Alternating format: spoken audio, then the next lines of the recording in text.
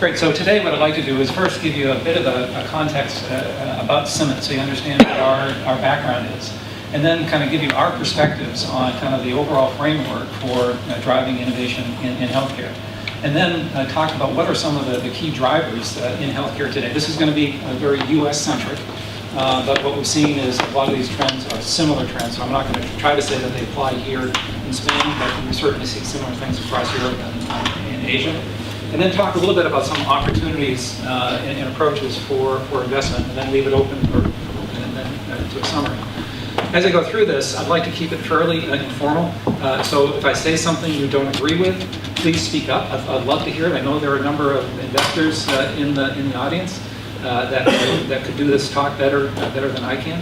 And I'd imagine that there are a number of innovators here that would see things differently. Just so I get a sense, how many people here consider themselves investment savvy? You don't have to be professionals, but investment savvy. How many people would say that they are? One more. Good. So, and how many people would consider themselves to be more clinical in orientation? And how many people consider themselves more entrepreneurial in nature? And any engineers like me? Good, thank you. That gives me a sense for the audience. So first, the context for CIMIT. So CIMIT started more than 20 years ago, as you heard, with a collaboration between Brigham and Women's Hospital, Mass General Hospital, MIT, and Draper Labs, with a lot of government funding to look at ways of supporting soldiers, the healthcare needs of soldiers. And since 1998, it's grown to include many of the leading institutions in Boston. So through this period of time, it was very Boston focused. And then we began to be approached by other groups that basically wanted to have the same type of ecosystem grow up in their local community as has been grown up in Boston. Certainly CIMIT does not take credit for the ecosystem in Boston, but it's very well connected into that ecosystem. So we started first with a relationship with a group called MIMIT, which is in Manchester, UK, and then spread to Singapore, more recently in the UK and NHS and a number of the academic health science networks. And very proud to be able to be here with Cinti, and we've got another relationship with BioCat, which are very complementary to each other. In the meantime, you've got to go away from home before you're appreciated back at home. That CIMIT's now grown across the US as a number of NIH supported activities, as the NIH is much more interested in seeing translational research as opposed to only fundamental research. So as you think about CIMIT, actually CIMIT stands for the Consortia for Improving Medicine with Innovation and Technology. So CIMIT's about the network. CIMIT's original name was the Center for Innovative Medical Devices. So we recognize that CIMIT is not about us. CIMIT is about this network. And one of the important things is what we try to do is try to learn from one ecosystem and apply that to another and connect ecosystems. So we certainly look forward to doing that with our colleagues here in Barcelona, to be able to share with you what we've learned, steal from you what we can share with others, and most importantly, connect innovators here, be they technical innovators, clinical innovators, entrepreneurs, with innovators elsewhere in this network. So don't be shy about reaching out to us and helping make connections. So CIMIT's mission at the end of the day is to accelerate what we call the healthcare innovation cycle with the goal of improving patient care. That's our mission. We're a nonprofit. There are many ways of doing that. We do it by focusing on facilitating collaboration between clinicians, technologists, entrepreneurs, and companies. And our focus is on what we call health tech, products, services, and enabled procedures. So health tech is kind of where the engineering world meets the medical world. Doesn't mean what we do doesn't apply. We do some work with pharmaceuticals, but not 80%, 90% of our work is in health tech. So the innovation experience. Everyone knows, right? You've got this great idea, and you're going to change the world with it, right? It's very easy. The reality is, once you've got an idea, what you've basically done is you started on a very difficult journey. It's a journey that, frankly, most people are not prepared for. A lot of people have gone through it, said, had I known what it was going to take, I probably wouldn't have done it.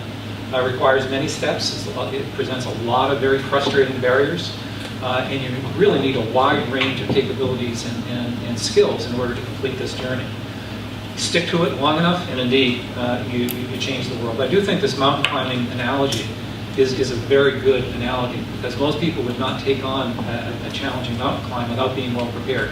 And unfortunately, a lot of innovators take on a new innovation without being prepared at all. So one of the important things that I did steal, is Luis here, did he leave? Here he is, thank you, is that innovation and research are really two different things. This is one of the key lessons that I hope you walk through, particularly for the clinical and engineering groups, that research and innovation are two different things. The definition of research that I stole is that research is the process of taking money and turning that money into knowledge. That's critically important. Innovation is just the reverse. Innovation is about taking knowledge and turning that into both money and impact. Very different concepts. And unfortunately, many groups look at innovation as an extension of research. I do my research and then I do all the innovation work. Well, that's just not the case. Two very different processes. When you start off doing research, you don't really know where you're going to end up. When you start off with innovation, you should have a really clear idea of what you want to accomplish, and maybe not necessarily how you're going to get there, but what you want to accomplish. They're very different endpoints. And basically, our belief is treating innovation as an extension of research is one of the main reasons for what's referred to as the valley of death. Is that a term that's often familiar to the group? And people blame it on a lack of funding, right? That's the reason. Well, it's not the case at all. When you look at where this valley of death sits from basic research, you start to do your translational research, and now you're into a startup, that's where the valley of death is, and then you get to growth stage capital.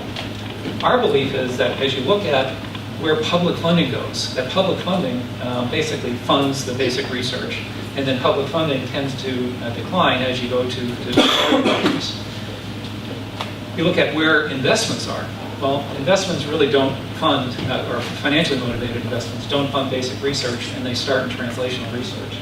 So really, the valley of death is nothing more than where the basis of funding decisions change. So very early on, you've got kind of tech push, you're pushing technology, versus where funding decisions where there's a strong clinical pull, where investment opportunities are. So again, thinking about taking my technology and pushing it out is basically a sure way to drive yourself into the valley of death, only to find that there is no funding. Does that make sense? Have I changed your mind yet? The valley of death is... There's actually, I can send it, there's a nice article or study by University of Oxford, the economists there, that basically have a proof that this is the case. So, that last chart is a chart that applies to startups in general. And unfortunately, I wish I could be here today to say that your life as a health tech entrepreneur is easier. Unfortunately, it's even more challenging in most industries, which is why a lot of investors don't touch healthcare. A lot of investors would prefer to go to health IT or IT in general, or consumer products where the challenges aren't as high. So think about the challenges in healthcare. First, buying dynamics. Who buys a medical product? Actually that's pretty complicated. You've got users who aren't buyers, physicians, nurses. They don't determine what a hospital will buy. And the hospital buying process is very complex. Where in most industry, the user is the buyer. So I've got a user, I know what your needs are, I know what you're willing to pay, and I can make an exchange. Not so in healthcare. Also, reimbursement complexity. In most industries, you pay for something what you feel it's worth. If I can convince you that it's worthwhile, you will pay for it. In healthcare, that's not the case. Oftentimes, most things are established by what you can get reimbursed for, which has nothing to do with the price of your product. The regulatory pathway in most industries, almost all industries have strong regulatory requirements, which is, I think, everyone will support. But in most industries, they're fairly straightforward. You live within those regulatory constraints, you know what they are. In healthcare, the path through the regulatory pathway is very complex.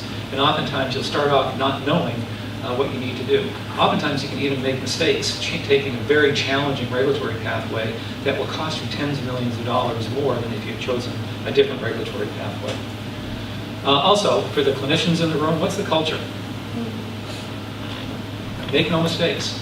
Where you look at a lot of other industries and you say, yeah, I'll give it a try. What's the harm? I can try this product, I can try that product, I'll use it for a couple of weeks. If it doesn't work, I'll throw it away. It doesn't work in healthcare. And the joke we like to say in healthcare is everyone wants to innovate, no one wants to take any risks. So that's a very challenging environment. And last but not least are the funding requirements. If you're going to fund a medical product, you're looking at tens to hundreds of millions of dollars. If you're looking at many other industries, they can be high, but they can be as low as hundreds of thousands of dollars to single-digit millions of dollars. So again, your challenge in being able to raise funds is significantly higher. So how does CIMIT address this? We have what we refer to as the CIMIT model. The CIMIT model says you find really good problems, and then you help find people. We provide a little bit of funding, and most importantly, we facilitate these groups. We provide support. And last but not least, what we've been doing is following. We've been kind of looking at the process to understand how we can improve it. So we first did the follow in our 2010 clinical impact study, which is a self-study of the almost 600 projects that we had supported over that period of time. And we repeated it several times since. And it shows the CIMIT model works pretty well. Just a number of metrics for every dollar that CIMIT puts into a portfolio of projects, someone else puts in $20. So it's a pretty, and that's on average. About half of the projects that we fund die, but the other half receive follow-on funding, and about a third of those projects touch patients. So one of the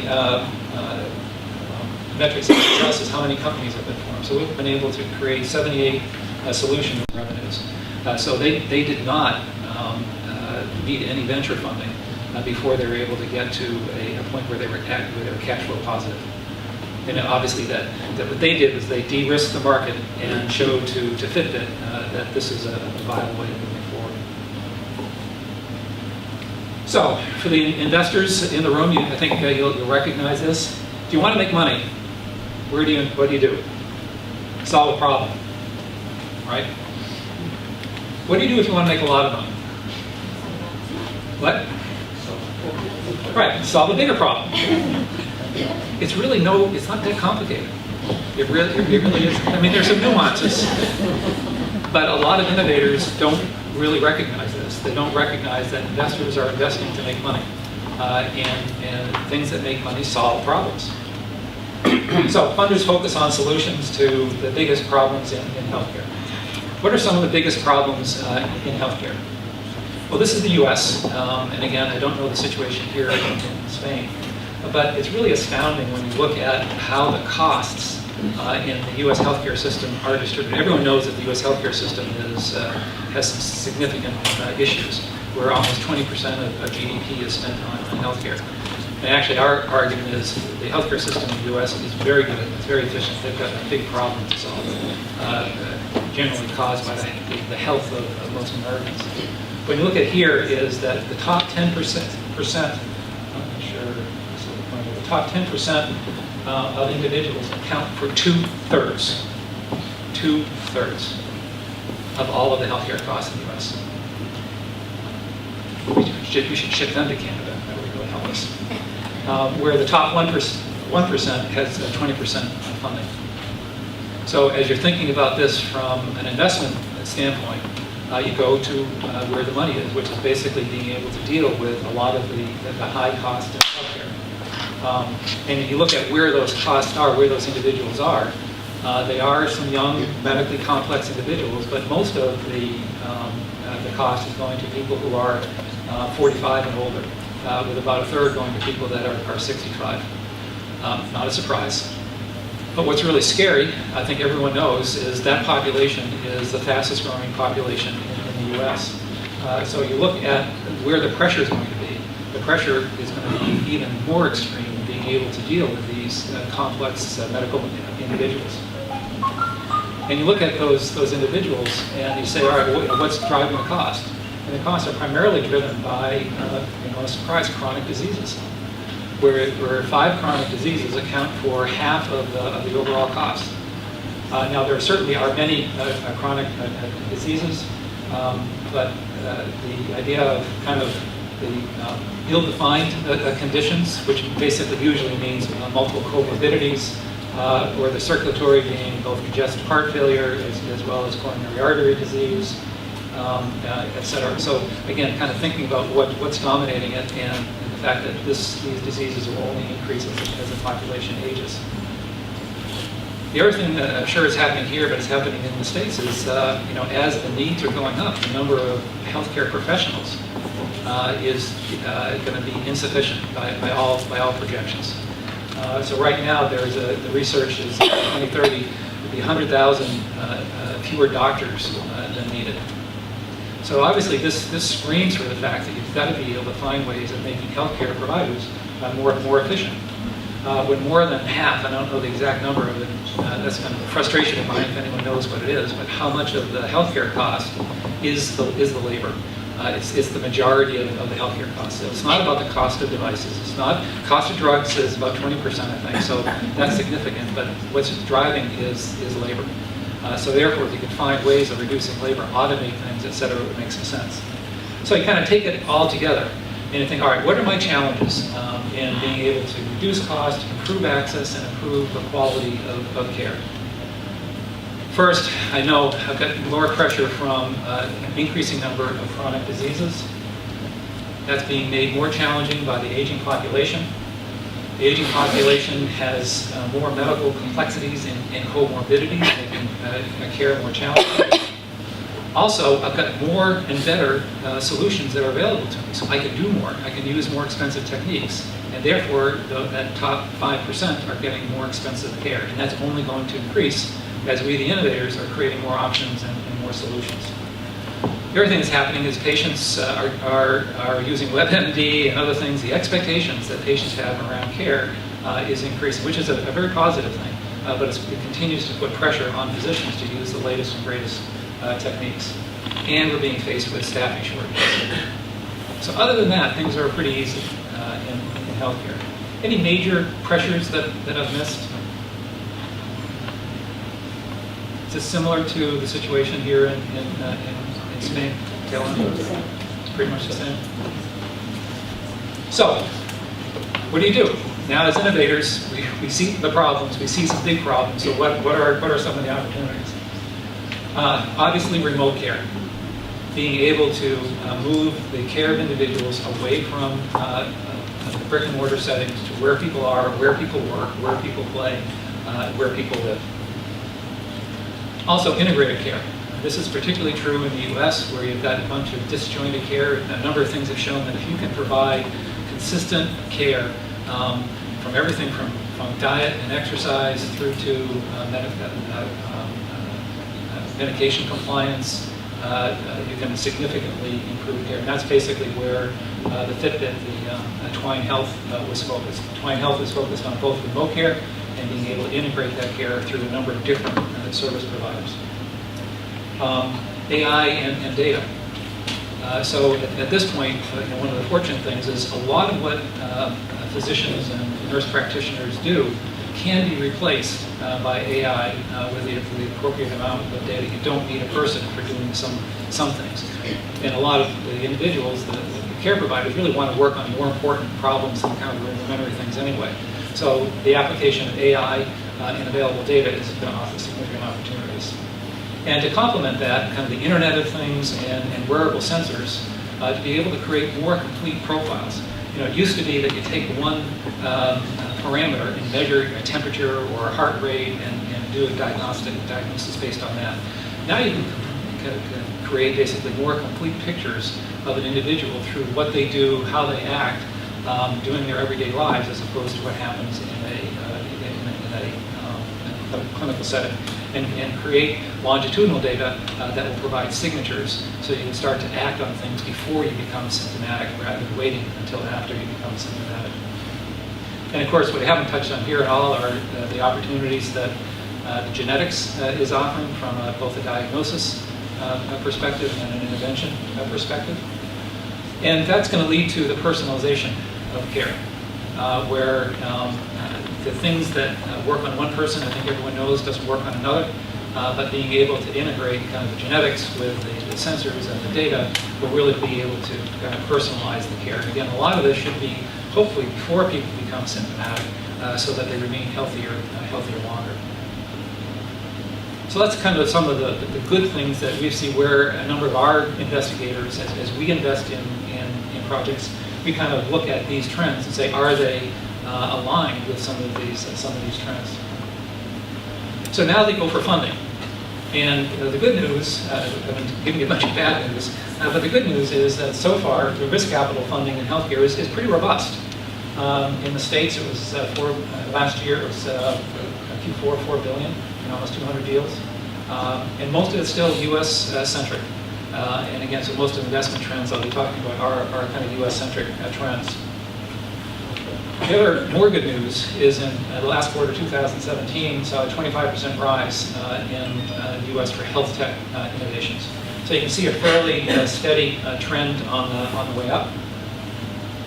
The other more good news, there's a big fear that, and again, in some industries or some areas, a lot of the money is going to bigger deals where a lot of the seed funding is drying up. In health tech, the seed funding has actually been fairly stable. I can't give you the number, it's 13%. It's been as high as 17%, so it's a little bit low. But there is money out there for seed funding, which is clearly the kind of the lifeblood for, once you're prepared for that valley of death, getting through the valley of death. And the early stage funding is remaining fairly stable as well. So for new entrepreneurs, it's not great news, but it's good news that things are at least at this point, relatively stable. Although what we found is that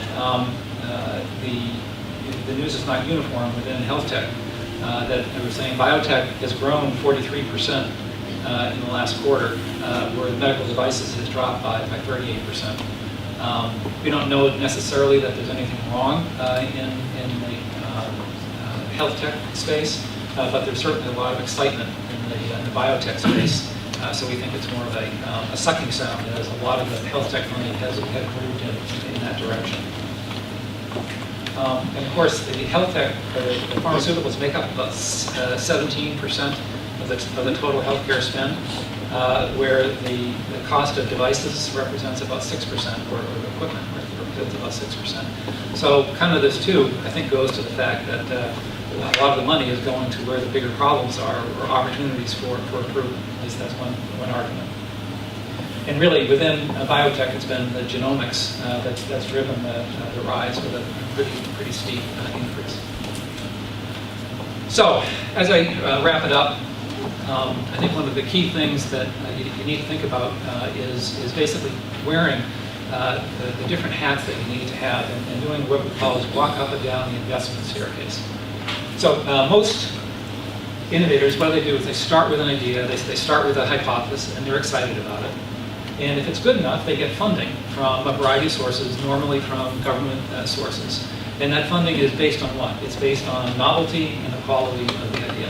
And from there you develop a good science or a good technology. That's great, that's wonderful. But I think the thing that you got to remember is that not all good technologies make good products. Is there a real need for this? How much does it cost?